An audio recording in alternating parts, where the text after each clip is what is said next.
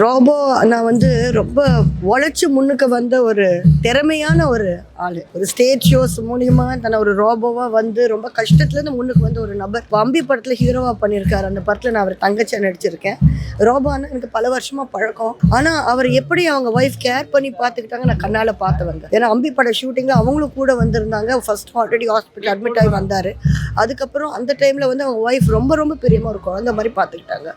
திரும்பவும் ஏன் இப்படி போய் அட்மிட் ஆனாரு, ஏன் இப்படி ஆச்சுன்றது எங்கள் எல்லாருக்கும் ரொம்ப கஷ்டமாக இருக்குது. வணக்கம், நான் சின்னத்திரை நடிகர் சாய் சக்தி பேசுகிறேன். ரோபோ சங்கர் அண்ணன் கூட வந்து பார்த்தீங்கன்னா விஜய் டிவியில் பழைய reality shows kitchen super star and then ஜோடி நம்பர் 1 ஒன்றா ஒர்க் பண்ணியிருக்கோம். ஸோ அந்த நாட்கள் நடக்கும் போது ரொம்பவே கஷ்டமாகவும் வேதனையாகவும் இருக்குது. சின்னத்திரையில் தொடர்ந்து நிறைய நடிகர்களோட இழப்புகள் நம்ம பார்த்துக்கிட்டு தான் இருக்கோம். அந்த வகையில் நம்ம விஜய் சித்துவோட எழுப்பை பார்த்தோம், வடிவேல் பாலாஜியனை பார்த்தோம், அந்த நங்காடி தெரு சிந்து அவங்கள பார்த்தோம். ரோபோ சங்கரனோட இழப்பை வந்து ஏற்றுக்க முடியாத ஒரு விஷயம் என்னென்னா, வயசும் ரொம்ப கம்மி, தங்கமான மனுஷன்னு சொன்னாங்க. 0% ஆட்டிடியூட், கொஞ்சம் கூட ஆட்டிடியூடே இல்லாமல் எல்லாரு கூட பழகக்கூடிய ஒரு மனுஷன். டவுன் டு எர்த்து, ஒரு ஃபேமிலி மாதிரி கேர் பண்ணி எல்லார் மேலேயும் அவ்வளோ அன்பு, அவ்வளோ ஒரு பாசம் சொல்லவே முடியாது. பிரியங்கா அண்ணியாக இருக்கட்டும், இந்திரஜாவாக இருக்கட்டும்.